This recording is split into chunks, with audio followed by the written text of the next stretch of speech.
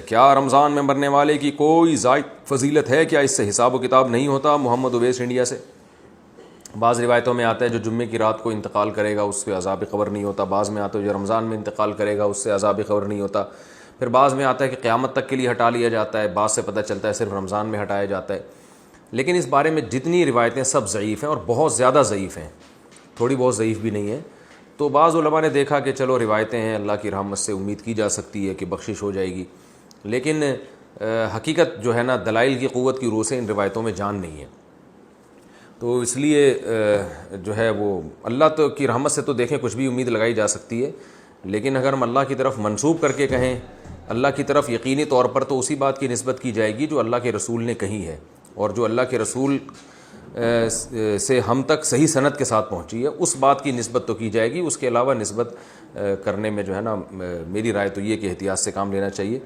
البتہ یہ ضرور ہے کہ جو بھی مقدس جگہیں ہوں، مقدس مقامات ہوں، تو ان مقدس جگہیں اور ان مقدس مقامات میں موت کی ویسے ہی ایک فضیلت ہے۔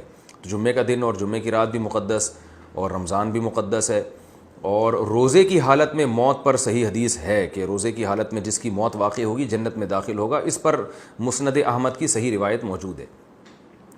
تو اور رمضان میں اگر کوئی کسی کی موت واقع ہوتی ہے تو ہم اللہ کی رحمت سے امید کر سکتے ہیں کہ اس پر رحمت زیادہ ہوگی، جیسے مدینہ میں موت ہے، مکہ میں موت ہے، یا جنت البقیع میں دفن ہونا، یہ سب فضیلت والی چیزیں تو اللہ کی رحمت سے امید کی جا سکتی ہے۔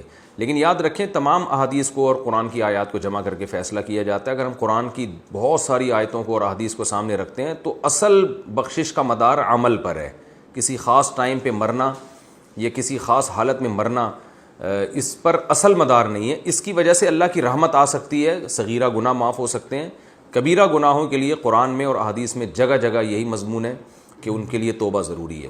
یہ اس لیے کہہ رہا ہوں کہ بعض دفعہ لوگ کوئی بہت بڑا کھلے عام گناہ گار ہوتا ہے، کھلے عام بدماشی کر رہا ہوتا ہے، ظلم کر رہا ہوتا ہے، رمضان میں مر جاتا ہے تو ہم اس کو جنت میں پہنچا دیتے ہیں۔ اس سے کیا ہوتا ہے؟ لوگوں میں بدعملی پیدا ہوتی ہے، اور قرآن کی ان آیتوں کا انکار لازم آتا ہے جس میں اللہ نے فرمایا کہ وَذَرُوا ظَاهِرَ الْإِثْمِ وَبَاطِنَا، ظاہری گناہ بھی چھوڑو، چھپے ہوئے گناہ بھی چھوڑو۔ إِنَّ الَّذِينَ يَكْسِبُونَ الْإِثْمَ، جو لوگ گناہ کماتے ہیں، سَيُجْزَوْنَ عَنْ قَرِيب، ان کو بدلہ دیا جائے گا۔ تو اللہ نے یہ نہیں کہا جو گناہ کماتے ہیں ان کو سزا ملے گی بشرطے کہ وہ شوال میں فوت ہوں یا رمضان میں نہ ہوں، ایسا کچھ نہیں ہے۔ اصل قانون یہی ہے۔ باقی جو روایات میں آتا ہے کہ روزے کی حالت میں موت واقع ہوئی تو مبارک موت ہے، عبادت کرتے ہوئے دنیا سے جا رہا ہے تو اللہ سے امید کی جا سکتی ہے، لیکن اصول اور ضابطہ بہرحال یہی ہے کہ جب تک گناہوں سے توبہ نہیں کرے گا بخشش نہیں ہوگی۔ تو اس میں صغیرہ گناہ مراد ہوتے ہیں۔ دخل الجنہ کا مطلب یہ کہ اس کے اگر صغیرہ گناہ جو بہت کثرت سے تھے، رکاوٹ بن رہے تھے، تو اللہ اس کو صغیرہ گناہوں کو معاف کر کے جنت میں داخل کر دے گا، یہ اللہ سے امید ہے۔ تو خلاصہ یہ نکلا کہ روزے کی حالت میں موت اگر ہوتی ہے تو اس کی فضیلت تو صحیح حدیث میں واقع ہوئی ہے۔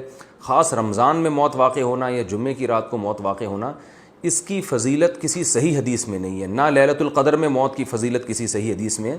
لیکن یہ ویسے شریعت میں ایک بات ثابت ہے کہ فضیلت والے دن یا فضیلت والی رات میں انتقال میں اللہ کی رحمت کی امید کی جا سکتی ہے۔ البتہ بعض علماء دوسری طرف بھی گئے ہیں، تو اختلافی مسئلہ ہے، جس عالم کی رائے زیادہ سمجھ میں آتی ہے اس کو فالو کر لینا چاہیے۔